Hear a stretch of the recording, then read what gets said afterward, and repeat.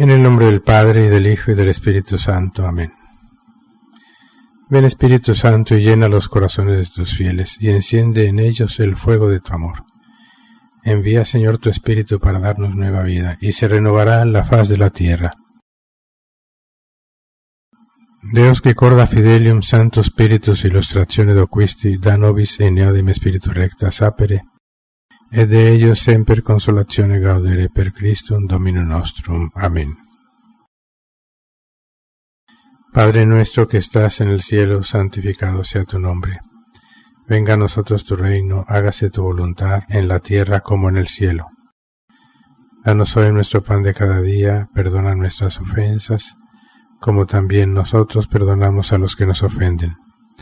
No nos dejes caer en tentación, mas líbranos del mal. Amén. Dios te salve María, llena eres de gracia, el Señor es contigo. Bendita tú eres entre todas las mujeres, y bendito es el fruto de tu vientre Jesús. Santa María, Madre de Dios, ruega por nosotros los pecadores, ahora y en la hora de nuestra muerte. Amén.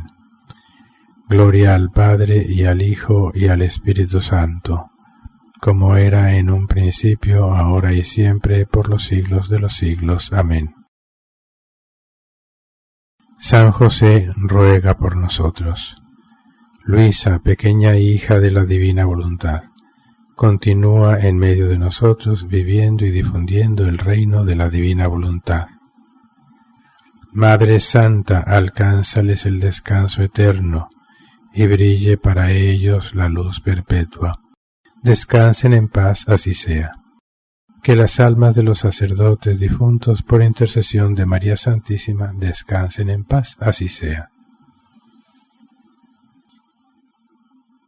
Con la ayuda de Dios vamos a dar inicio con este pequeño retiro que vamos a hacer, y que tiene por título El Purgatorio, para comprender mejor esta gracia del purgatorio. Doy inicio primeramente con lo que enseña la Iglesia sobre el purgatorio en el Catecismo de la Iglesia Católica. En la primera parte, segunda sección, capítulo 3, artículo 12, que tiene título Creo en la vida eterna. El numeral 1030. La purificación final o purgatorio. Dice así: los que mueren en la gracia y en la amistad de Dios, pero imperfectamente purificados, aunque están seguros de su eterna salvación, sufren después de su muerte una purificación, a fin de obtener la santidad necesaria para entrar en la alegría del cielo. La Iglesia llama purgatorio a esta purificación final de los elegidos, que es completamente distinta del castigo de los condenados. La Iglesia ha formulado la doctrina de la fe relativa al purgatorio, sobre todo en los concilios de Florencia y de Trento. La tradición de la Iglesia, haciendo referencia a ciertos textos de la Escritura, por ejemplo, Primera de Corintios, capítulo 3, versículo 15, o Primera de Pedro, capítulo 1, versículo 7, habla de un fuego purificador. La siguiente es una cita de San Gregorio Magno, Papa, que la incluye el Catecismo, y dice: respecto a ciertas faltas ligeras, es necesario creer que, antes del juicio, existe un fuego purificador, según lo que afirma aquel que es la verdad, al decir que si alguno ha pronunciado una blasfemia contra el Espíritu Santo, esto no le será perdonado ni en este siglo ni en el futuro. En esta frase podemos entender que algunas faltas pueden ser perdonadas en este siglo, pero otras en el siglo futuro. Esta enseñanza se apoya también en la práctica de la oración por los difuntos, de la que ya habla la Escritura. Cita: por eso mandó Judas Macabeo hacer este sacrificio expiatorio en favor de los muertos, para que quedaran liberados del pecado. Desde los primeros tiempos, la Iglesia ha honrado la memoria de los difuntos y ha ofrecido sufragios en su favor, en particular el sacrificio eucarístico, para que, una vez purificados, puedan llegar a la visión beatífica de Dios. La Iglesia también recomienda las limosnas, las indulgencias y las obras de penitencia en favor de los difuntos. Aquí reporta el Catecismo una cita de San Juan Crisóstomo, padre de la Iglesia. Llevémosle socorros y hagamos su conmemoración. Si los hijos de Job fueron purificados por el sacrificio de su padre, ¿por qué habríamos de dudar de que nuestras ofrendas por los muertos les lleven un cierto consuelo? No dudemos, pues, en socorrer a los que han partido y en ofrecer nuestras plegarias por ellos. Como bien lo sabemos, muchos en la Iglesia, desafortunadamente, tristísimamente, aparte de, no puedo decir todos porque no los conozco a todos, pero casi todos, diría yo, los evangélicos, es decir, los no católicos, no creen en la existencia del purgatorio. Lo cual razonablemente es del todo insensato. Por una parte, los que no creen en el purgatorio, que incluso no creen ni en el infierno, es tan insensato que entonces no tiene ya sentido la salvación misma. El que peca, que una y otra vez dice Jesús, como lo acabamos de leer de parte de San Gregorio Magno, que cita a nuestro Señor. El que blasfema contra el Espíritu Santo no se le será perdonado, ni en esta vida ni en la otra. No se le será perdonado. O cuando dice, porque si ustedes no perdonan, tampoco vuestro Padre les perdonará. Pero con sus palabras todas embolatadas, insensatas totalmente, siguen negando el purgatorio, el infierno y hasta el mismo pecado hoy por hoy. Esto debe siempre darnos un gran dolor y orar mucho por esas almas que van camino a la perdición, que van camino al infierno, por más que no crean en él. Es sumamente triste. Significaría entonces que no importa cómo te comportes, no importa que la perversidad en la que vivas, corrupción, lo que sea, no importa nada. Igual todos se van a salvar, nadie se va a ir al infierno, ni siquiera al purgatorio. es de lo más absurdo. Bueno, pero no es el punto que debemos hoy tocar. Pero siempre lo vengo tocando, recordando, para que quede bien claro en cada uno de nosotros y no vaya a ser que escuchando a cualquiera de estos enemigos de Cristo, incluso por equivocación, terminemos convencidos de la mentira. El purgatorio existe. San Gregorio Magno lo explica de una manera magistral, sencilla, muy, muy sencilla.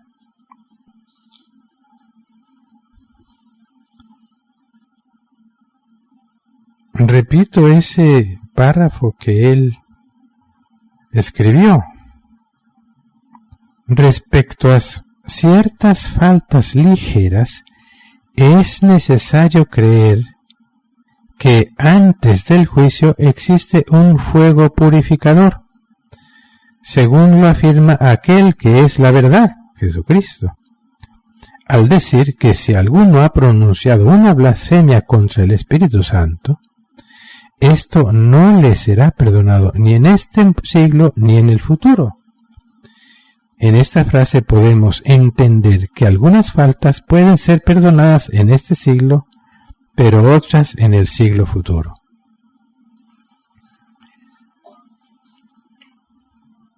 Esto es bellísimo. Y fíjense el modo de razonar de él,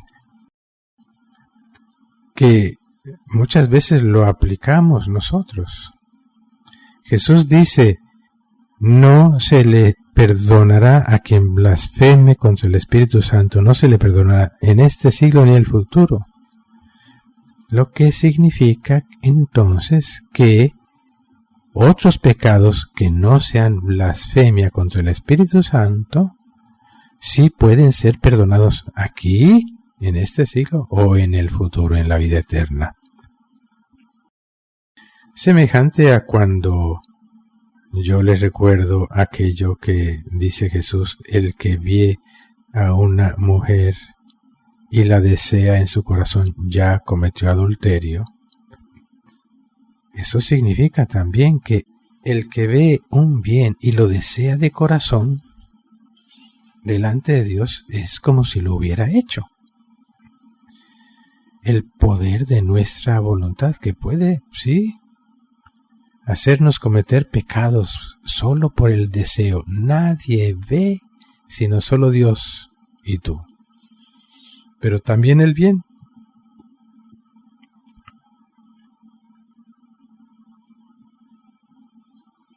Ahora, pasando un poco a los escritos de Luisa,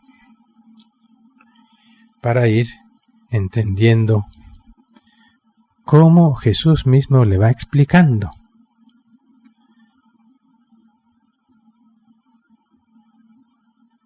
Primero voy a leer solo algunos párrafos porque sería muy largo.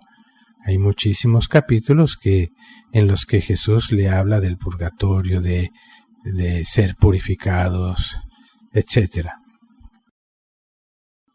Recordemos que la vida cristiana es una ascesis, es un camino de purificación continua, hasta llegar a ser totalmente puros.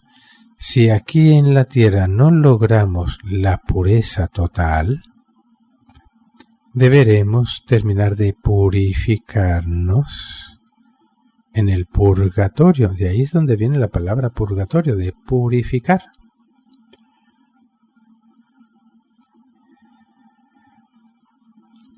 Este capítulo del volumen 6, con fecha abril 9 de 1904. Luisa estaba pensando lo horrible que era su alma delante de Dios. Dice, qué fea es mi alma, mala, fría, abominable. Entonces Jesús le dice, hija mía, no quieras afligirte por esto. No se requiere nada para remediarlo. Fíjense bien, basta un acto perfecto de resignación a mi voluntad para poder quedar purgado de todas estas fealdades que tú dices. Y yo entonces diré lo contrario de lo que tú piensas. Te diré, qué bella eres, siento el fuego de mi amor en ti, y el perfume de mis fragancias. En ti quiero hacer mi perfecta morada. Entonces Luisa le comenta, como lo hacía siempre, a su confesor lo que Jesús le había dicho, y el confesor le dice que eso no puede ser así, porque es el dolor lo que purga al alma. Ese era el concepto que tenía el sacerdote de la purgación, de la purificación que debemos nosotros vivir, sufrir. Luisa le dice a Jesús cuando vuelve, Señor, el Padre me ha dicho que no está bien lo que me has dicho. Explícate mejor y hazme conocer la verdad. Entonces Jesús le dice, hija mía, cuando se trata de pecado voluntario, entonces se requiere el dolor. Pero cuando se trata de imperfecciones, de debilidades, de frialdades y otras cosas, y que el alma no ha puesto nada de lo suyo, entonces basta un acto de perfecta resignación y se tiene necesidad también de este estado para quedar purgado. Porque el alma, para hacer este acto, primero se encuentra con la voluntad divina, que purga la voluntad humana y la embellece con sus cualidades, y después se funde conmigo.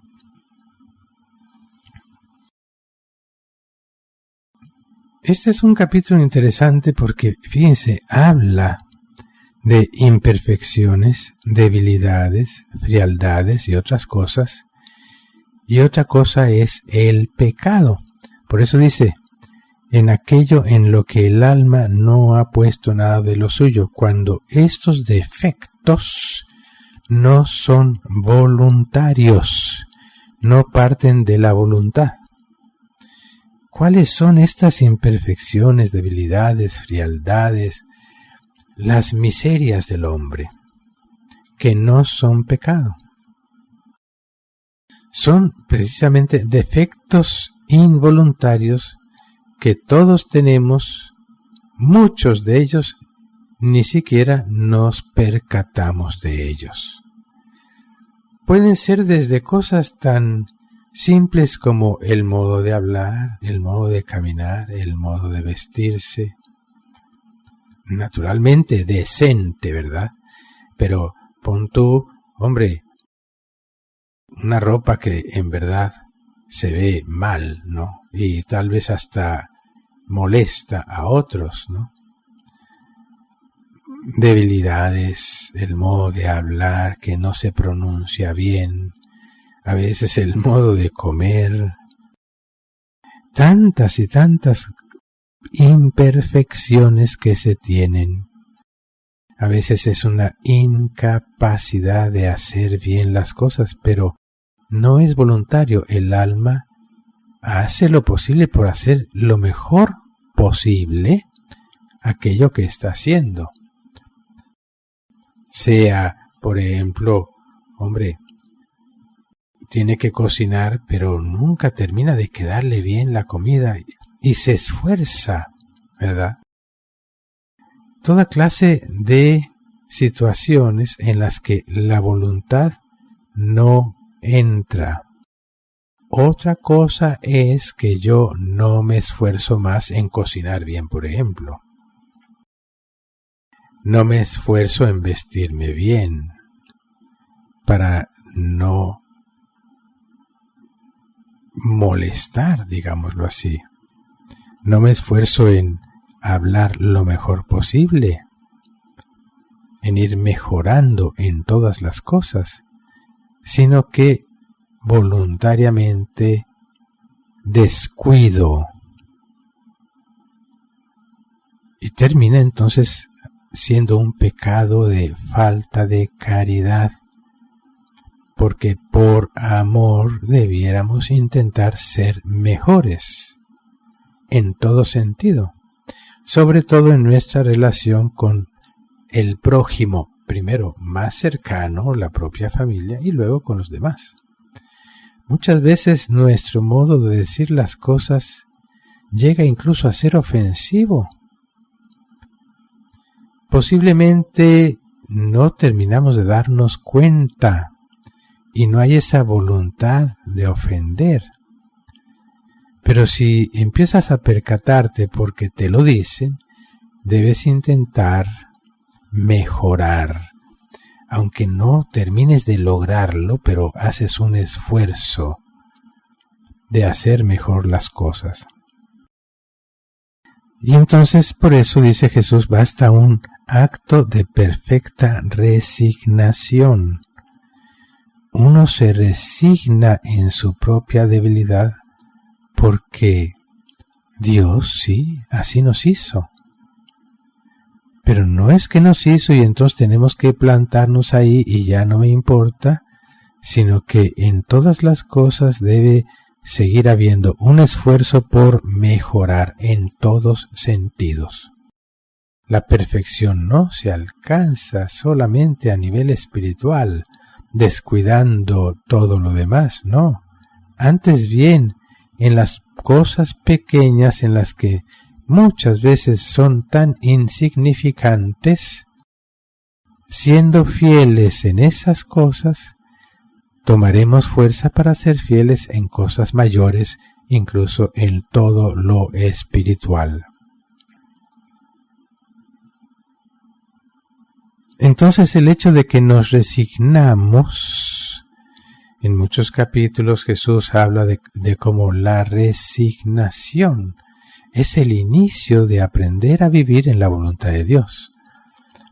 El que se resigna, ¿no?, su siguiente paso será un abandonarse y luego un abrazar, amar, adorar la voluntad de Dios.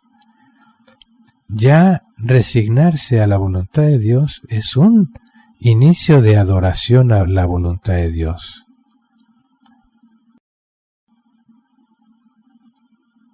Pidámosle a Dios esa gracia, la gracia de aprender a resignarnos. Es una virtud, la resignación, que debemos tener, pero bien enraizada, porque allá donde no hay resignación, es imposible que se aprenda a vivir la divina voluntad. No se puede saltar los primeros pasos. No puede correr el niño si no ha aprendido a dar sus primeros pasos.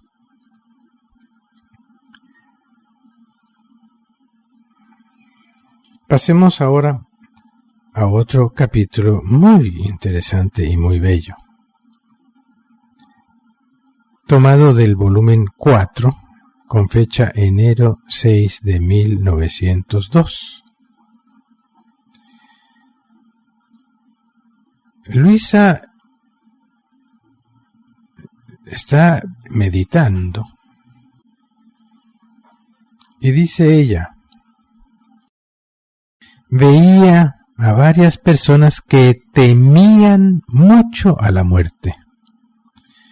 Yo viendo esto le he dicho: amable Jesús mío, ¿será defecto en mí este no temer la muerte, mientras veo que tanto le temen los demás?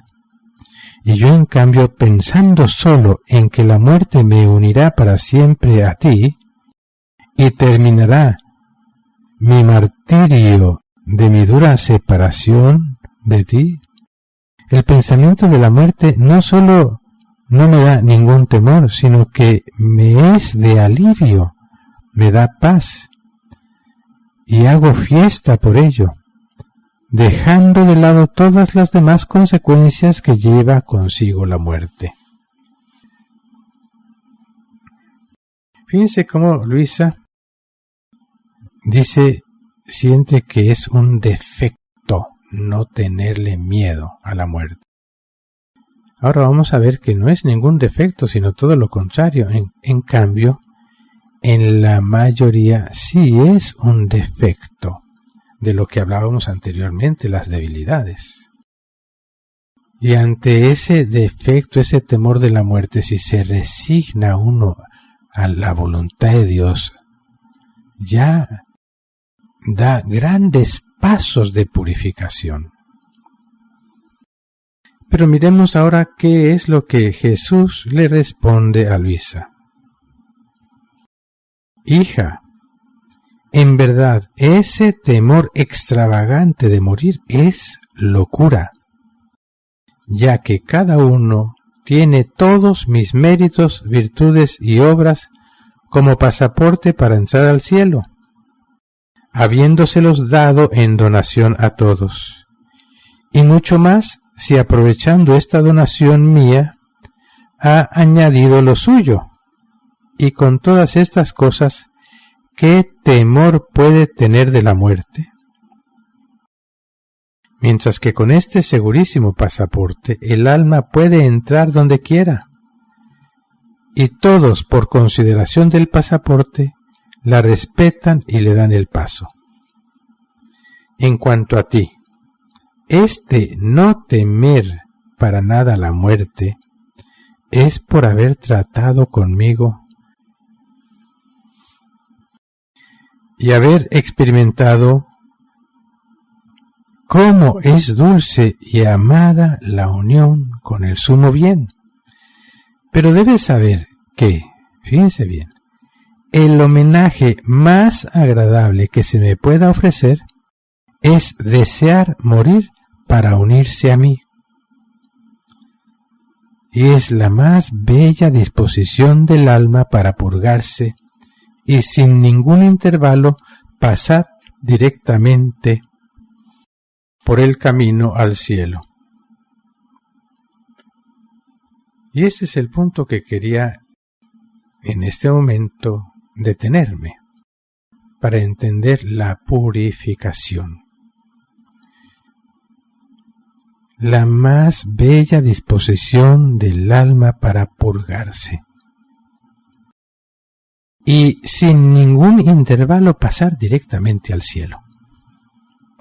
Desear morir para unirse a Jesús. Naturalmente, el amor, la caridad, el amor infinito de Dios pone a nuestra disposición las cosas con tanta facilidad. A mí me impresiona esto,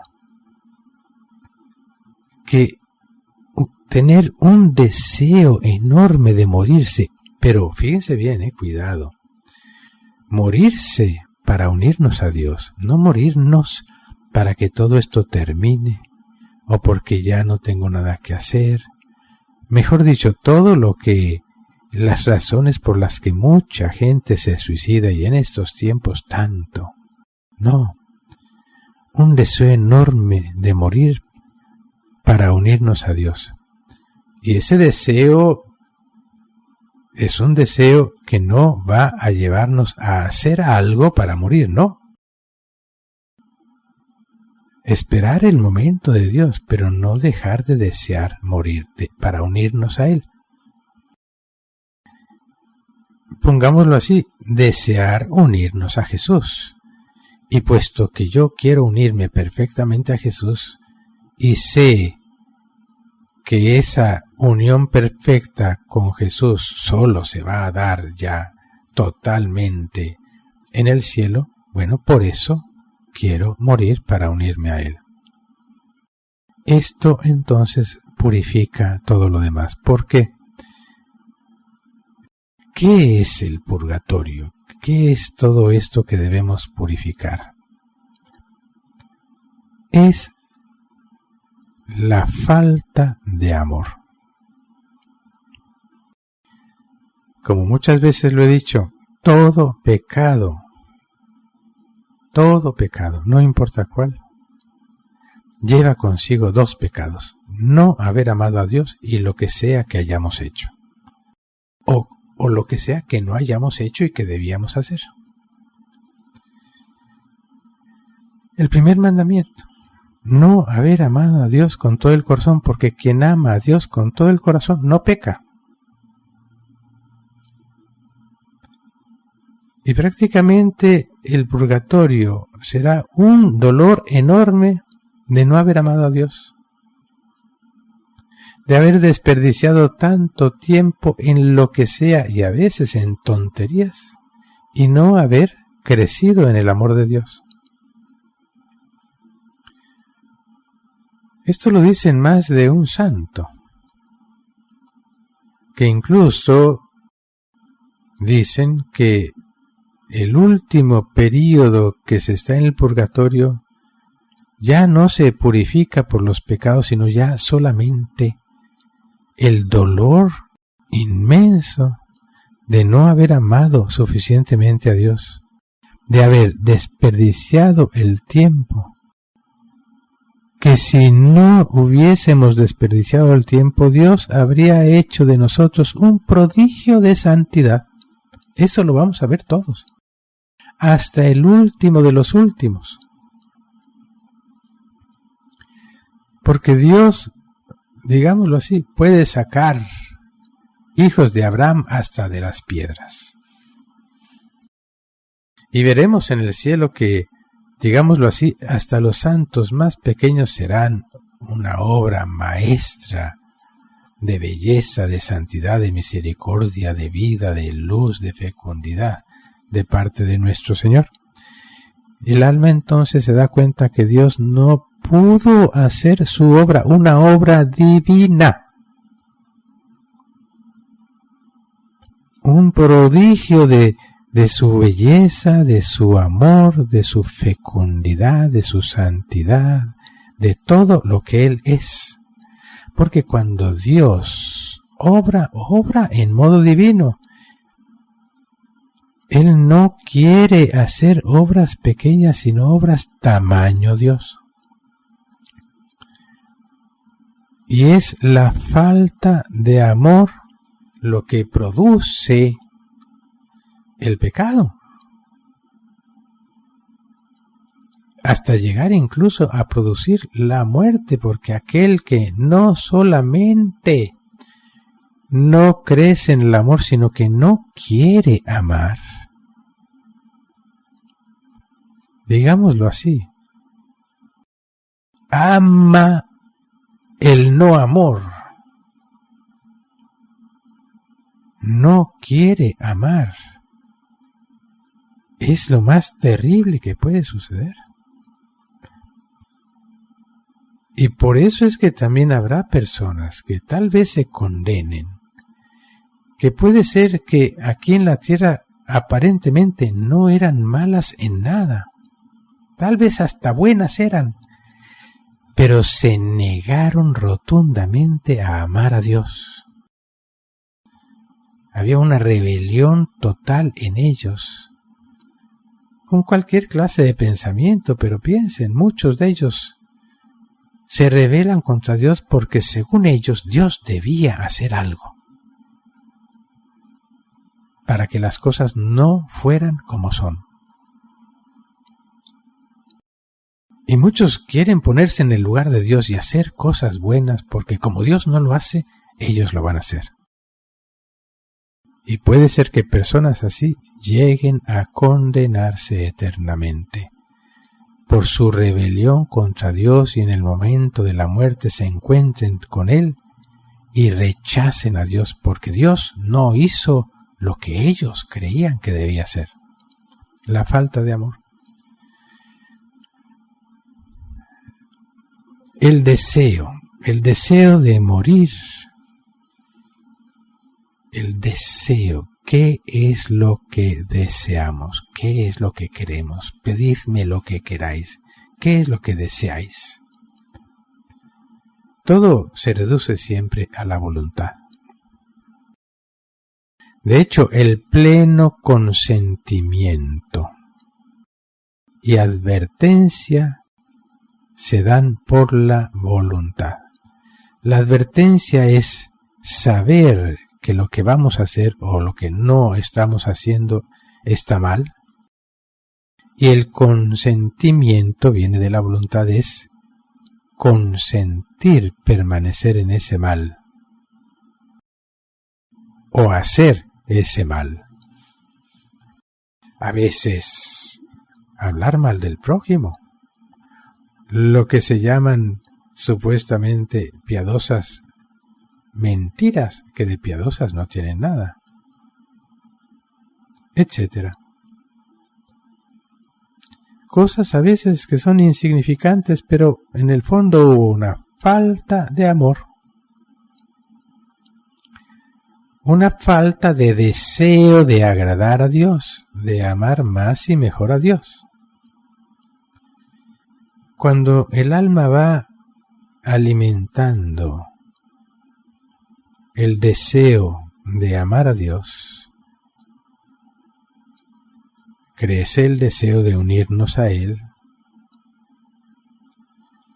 y ese deseo se va purificando, se va perfeccionando, se va agigantando. Ese deseo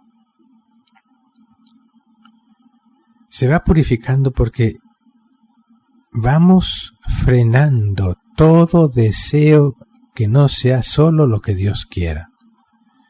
En verdad, yo solo quiero lo que Dios quiere y no quiero sino solo lo que Dios quiere. Y aún cosas buenas que pudiésemos querer, no solo las sometemos a la voluntad de Dios, sino que totalmente nos negamos a lo que sea que no es lo que Dios quiere. El deseo unido también a nuestro entender, en la medida en que yo entiendo que Dios, lo que sea que Él quiere, es siempre lo mejor, aunque yo no lo entienda. Pongamos un ejemplo. ¿Quién hubiese pensado querer, desear que Jesús muriera en la cruz? Nadie. Pero el Padre quería que muriera en la cruz, porque ese era el modo que la sabiduría infinita había creado, inventado, para manifestarnos todo su amor y para purificar todo lo de todos. Todo. Uno jamás se hubiese podido imaginar ni lejanamente que el modo de la perfecta purificación iba a ser ese. Y sin embargo así fue. El mismo Satanás, que es el ser más inteligente creado por Dios, con toda su inteligencia, porque no ama, no entiende. Y por eso él quería que Jesús muriera. Quería que Jesús muriera la muerte más aterradora, porque esperaba Satanás que Jesús se desesperara. Y resultó que esa muerte tan terrible que él quiso que Jesús sufriera fue su peor derrota. Le salió totalmente al revés. En el momento en que moría Jesús, la rabia de Satanás era lo más que no podamos ni imaginarnos, porque no había logrado que Jesucristo se desesperara, rechazara al Padre, se rebelara contra Dios Padre. Y cuando Jesús resucita, ya se acabó para él, porque la confusión que vivió en aquel momento nunca lo ha dejado. Sigue él rondando por el mundo entero buscando a quien tentar y a quien llevarse al infierno, o a quien alejar del amor de Dios, así sea un poco, pero su desesperación, su derrota total lo acompañan y es su mayor infierno, porque es todo lo contrario a la soberbia que cree ser superior. Cuando se ve vencida, no hay nada que lo haga sufrir más. El deseo de morir para unirnos a Dios. El deseo de no ofender a Dios, el deseo de servirle mejor, el deseo de vivir en su voluntad. Aquello que ya dije anteriormente, el que ve a una mujer y la desea en su corazón, el que ve un bien, el bien mayor, y lo desea en su corazón. Y esta es una gran desgracia para muchos y muchos, porque no solamente no desean morir, sino que no tienen ni idea de que se trata de unirnos a Dios, no lo saben, porque no se han detenido a pensar, a querer amar a Dios. Y se pierden de este grandísimo bien,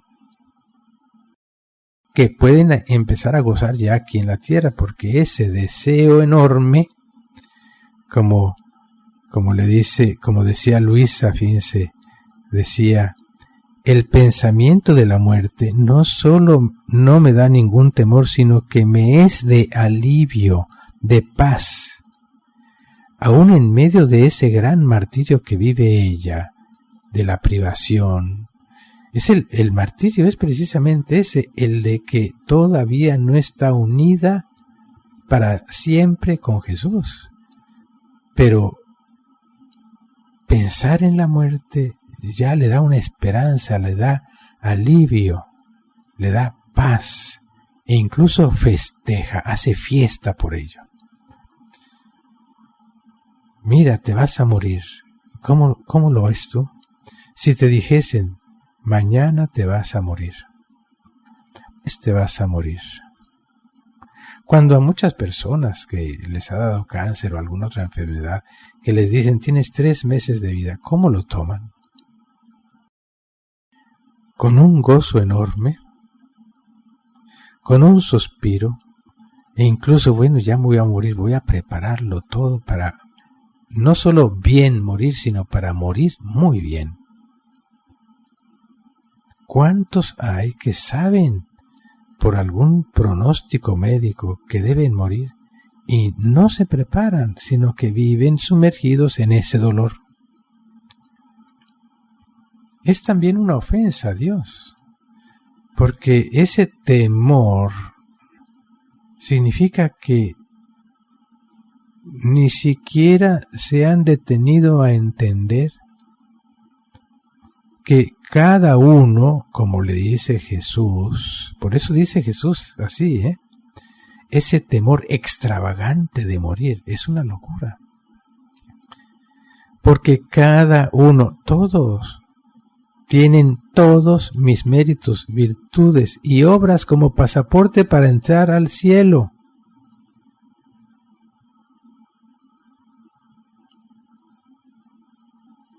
Todos. Hay que creer, hay que confiar, hay que sacar provecho de todos esos bienes. Pero nosotros, ¿qué hacemos para eso?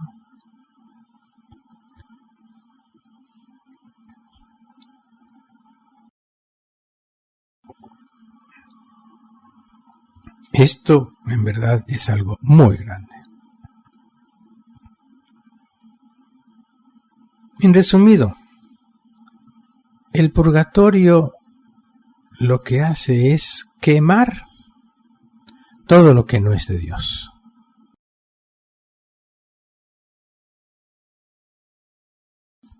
Purificarnos al grado que en nosotros exista la pureza total. ¿La pureza de qué? De Dios. Nosotros hemos salido de Dios purísimos, porque todo lo que sale de Dios es purísimo. pero hemos perdido esa pureza. El purgatorio nos devuelve esa pureza. Si no hemos caminado el camino de la purificación aquí en la tierra, es decir, si no nos hemos purificado aquí en la tierra, y toda esa purificación está en la voluntad.